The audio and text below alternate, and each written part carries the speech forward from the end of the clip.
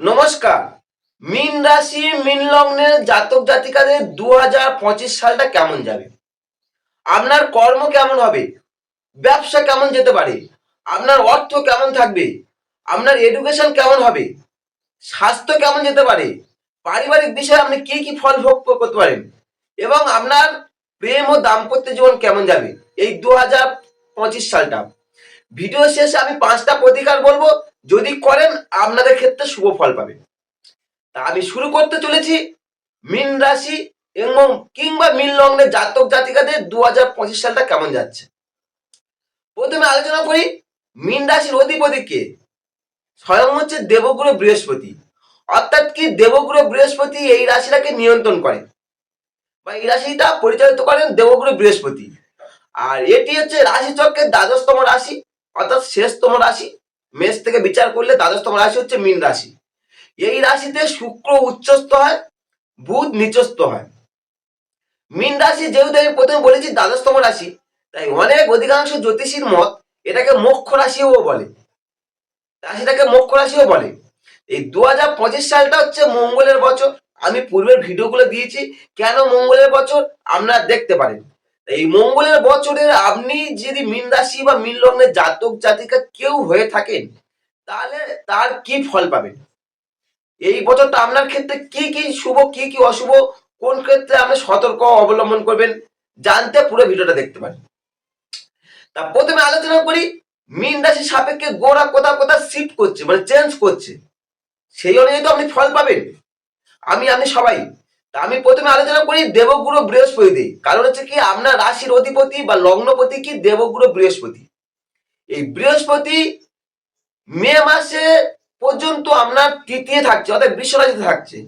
মে মাস থেকে মে মাসের মাঝামাঝিতে বৃহস্পতি ঘর শিফট করবে, অর্থাৎ বৃষ থেকে শিফট করে আপনার মিথুনে প্রবেশ করবে। তৃতীয় থেকে আমরা চতুর্থে যাবে বৃহস্পতি। চলে আসুন দ্বিতীয়তম যে গ্রহটা আলোচনা করব, সেটা হচ্ছে কি আপনার রাশিতে যে গ্রহটা এখন অবস্থান করছে বছরের শুরু থেকে, সেটা কি রাহু। রাহু হচ্ছে আপনার বছরের শুরু থেকে মে মাস পর্যন্ত আপনার রাশি বা লগ্নে থাকবে। এই রাহু মে মাসে থেকে ঘর শিফট করবে, মাঝে মাঝে ঘর শিফট করবে, ওটা আপনার দ্বিতীয় যাবে না, কিন্তু আপনার আসবে কি দ্বাদশে, কারণ রাহু উল্টো দিকে ঘোরে। আর রাহুর সঙ্গে সঙ্গে কেতুও ঘর শিফট করবে। কারণ কি রাহুর অপোজিটে থাকে কেতু। কেতু আপনার শুরুতে সপ্তমে আছে, সে আপনার অষ্টমে না গিয়ে ষষ্ঠে আসবে। রাহু কেতু উল্টো দিকে ঘোরে। রাহুকে বলা হয়, দেখবেন জ্যোতিষ শাস্ত্রে বলা হয় হেড অফ ড্রাগনস বলা হয়, আর কেতুকে বলা হয় হেড অফ টেলস বলা হয়। চলে আসুন শনি। শনি হচ্ছে আপনার একাদশপতি দ্বাদশপতি, সে কোথায় আছে, দ্বাদশে আছে। এই মার্চের শেষে শনি আপনার রাশি বা লগ্নে এন্টারেন্স করবে। মূলত 4টে গ্রহ চেঞ্জ করছে, শনি রাহু কেতু বৃহস্পতি। এই 4টে গ্রহ মেন এই বছর পরিবর্তন হচ্ছে, যাদের একটা ঘর থেকে একটা ঘর চেঞ্জ করতে অনেক সময় নেয়। আর শুরুতে বছর শুরুতে মঙ্গল আপনার পঞ্চমে আছে, বক্রি হয়ে আছে, পঞ্চমে আছে বক্রি হয়ে। আর এই মঙ্গল একটা চেঞ্জ করে সময় নেয় 45 দিন। আর শুক্র সময় নেয় একটা ঘর থেকে আরেকটা ঘর চেঞ্জ করতে, শুক্রের সময় নেয় 28 দিন। আর বুধ আমাদের যে সপ্তমপতি বুধ, একটা ঘর থেকে আরেকটা ঘর চেঞ্জ করতে সময় নেয় 18 দিন।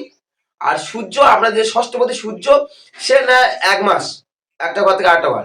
আর আপনার যে পঞ্চমপতির অধিপতি যে চন্দ্র দেবতা, সে একটা ঘর থেকে আরেকটা সময় নেয় 2.5 দিন।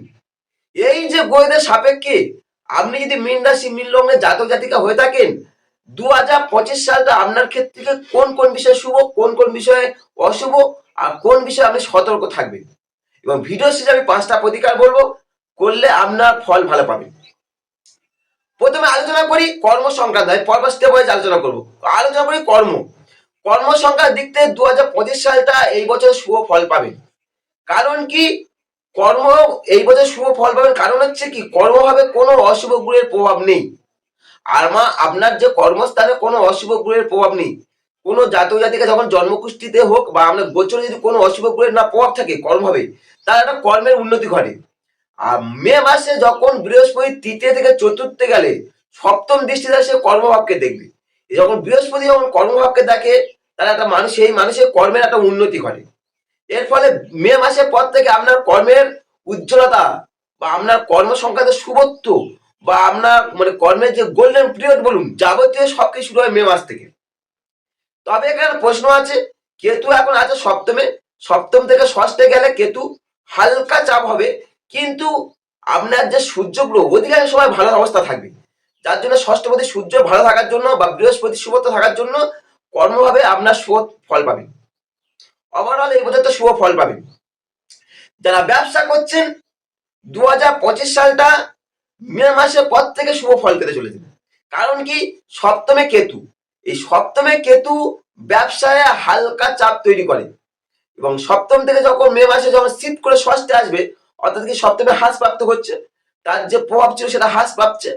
প্রভাব যখন হ্রাস পাচ্ছে তাহলে কি তাহলে ব্যবসা তার শুভত্ব শুরু হচ্ছে। মে মাস থেকে আপনার ব্যবসা শুভ শুরু হবে যদি আপনি মীন রাশি মীন লগ্নে জাতক হয়ে থাকেন। চলে আসুন অর্থ, ইকোনমিক, ফাইন্যান্স কেমন থাকবেন 2025 সালটা মীন রাশি মীন লগ্নে জাতক জাতিকাদের। এই বছরটা আপনাদের ক্ষেত্রে মিশ্র ফল পাবেন। কারণ কি, বছরের শুরু থেকে ধনপতি মঙ্গল সে বা ভাগ্যবতী মঙ্গল সে কি বলছে, আমরা পঞ্চমে আছে, আর ধনপতি মঙ্গল শুভত্ব অবস্থা থাকছে। আর শনি হচ্ছে আপনার মার্চের পর থেকে বেশি শুভ দেবে। শনি এখন একাদশপতি দ্বাদশে আছে, মানে কি একাদশে আমার সাকসেস, আপনার অর্থের একটা সাফল্য বিচার করা হয়। সেই একাদশপতি দ্বাদশে শুভ না। এই শনি যখন মার্চের পরে যখন আমরা রাশিতে প্রবেশ করবে, একাদশপতি রাশিতে প্রবেশ করবে, তখন আর একটু শুভ ফল দেবে, অনেকটা শুভ ফল হবে। ইকোনমিক ফাইন্যান্স গ্রো করতে শুরু হবে একাদশপতি যখন রাশিতে প্রবেশ করে। আয়ের উৎস বাড়বে। তবে বৃহস্পতির দৃষ্টি আপনার পঞ্চম স্থানে থাকার জন্য মে মাস পর্যন্ত খুব সমস্যা হবে না। আর শনি যখন আপনার মার্চের পর শিফট করবে, রাশিতে প্রবেশ করবে, আর্থিক দিক দিয়ে আরো উন্নতি বলো, আয়ের উৎস বৃদ্ধি বলো, সবকিছু শুভত্ব আসবে। এটা অর্থনৈতিক দিক দিয়ে ফাইন্যান্সের বিষয়গুলো। চলে আসুন এডুকেশনে। যে সমস্ত মীন রাশি মীন লগ্নে জাতকদের এডুকেশন কেমন যাবে বছরের শুরু থেকে।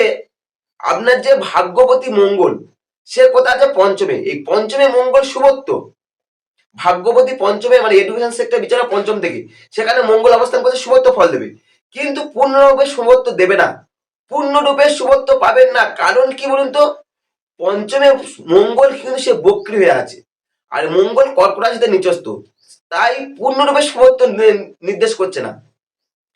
মে মাসে যখন বৃহস্পতি তৃতীয় থেকে চতুর্থে গেলে যারা গ্র্যাজুয়েশন লেভেলে পড়াশোনা করছেন তাদের সাকসেস শুরু হবে, তারা সাফল্য পাবে, গ্র্যাজুয়েশন যথেষ্ট সাফল্য পাবে। এবং মঙ্গল বক্রী থেকে যখন রেট্রোগ্রেড ডাইরেক্ট হয়ে যাবে, তাহলে হায়ার এডুকেশন সুবিধা পাবে। মার্চের পর শনি যখন তৃতীয় থেকে দ্বাদশ থেকে যখন রাশিতে প্রবেশ করবে, এর ফলে যারা মাধ্যমিক বা উচ্চ মাধ্যমিক লেভেলে যারা পড়াশোনা করছেন হালকা চাপের সম্মুখীন হতে পারে। হালকা উচ্চ মাধ্যমিক পর্যন্ত যারা পড়াশোনা যুক্ত আছে তাদের হালকা চাপ থাকতে পারে। চলে আসুন স্বাস্থ্য। 2025 সালটা স্বাস্থ্য সংক্রান্ত বিষয়ে মীন রাশি মীন লগ্নে জাতকদের কি ফল পাবেন। স্বাস্থ্য সংক্রান্ত দিক থেকে এই বছর আপনার দুর্বল মনে হতে পারে, নিজেকে দুর্বল মনে করতে পারেন, বা স্বাস্থ্য দিক দিয়ে শুভত্ব নয় এই বছরটা। কারণ কি, বছরের শুরু থেকে রাহু কেতু প্রভাব কি আমরা রাশিতে আছে, রাহু রাশিতে, রাশিতে যখন রাহু থাকে শুভত্ব না, স্বাস্থ্য সংক্রান্ত রাহু কেতু প্রভাব রাশি থাকা শুভত্ব না। এবং মে মাসে রাহু কেতু ঘর শিফট করবে, এর ফলে পূর্বের যে সমস্যাগুলো ছিল সেইগুলো মুক্তি পাবে, কিন্তু দ্বাদশে রাহু আর ষষ্ঠে কেতু স্বাস্থ্য সংক্রান্ত শুভত্ব নির্দেশ করে না। আর সব থেকে বড় কথা, মার্চের শেষে শনি আপনার রাশিতে এন্টার্স করবে। শনি যখন কারোর কোনো জন্মকুষ্ঠিতে বা কোনো যখন গোচরে যখন রাশিতে এন্টার্স করে, তার স্বাস্থ্য সংক্রান্ত দিক দিয়ে শুভত্ব আসে না। মূলত কি সমস্যা আসে, ফিটনেস, আপনার মনে হবে এই সময় ফিটনেস হ্রাস প্রাপ্ত হচ্ছে, আপনি মনে করবেন যে আমার ফিটনেসটা ঠিক নেই, এটা হতে পারে। আপনি নিজেকে সবসময় অলস প্রকৃতি মনে করতে পারেন। এই মার্চে যখন শনি যখন শিফট করবে রাশিতে এন্ট্রান্স করবে, নিজেকে সবসময় অলস মনে করতে পারেন। এছাড়া আপনার হাঁটু কোমর বা বাহুতে কোনো রকম সমস্যা ভুগতে পারেন। তাই আমার দৃষ্টিকোণে যদি বলেন, এই বছরটা স্বাস্থ্য সংক্রান্ত দিক থেকে আপনি সচেতন থাকুন।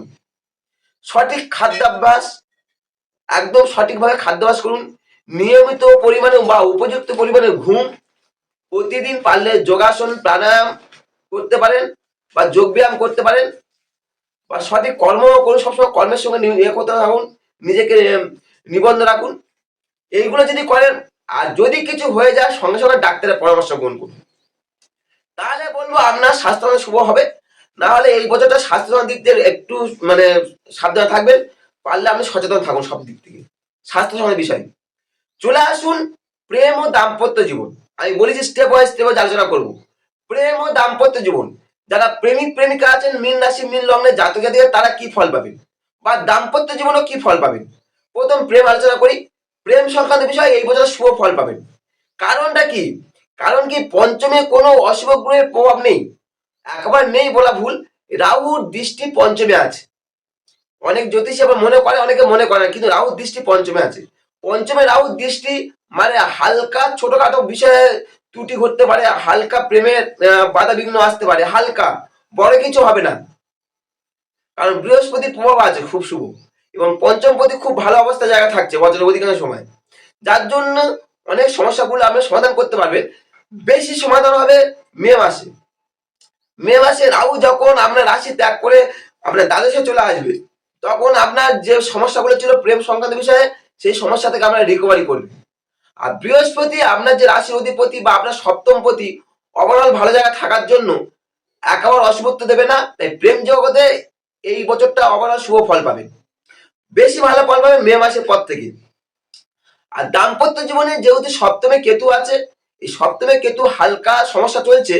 মে মাসের পর থেকে যখন কেতু শিফট করে যখন ষষ্ঠে চলে যাবে, সেই সমস্যা থেকে রিকভারি করবেন এবং দাম্পত্যের আস্তে আস্তে শ্রীবৃদ্ধি ঘটবে।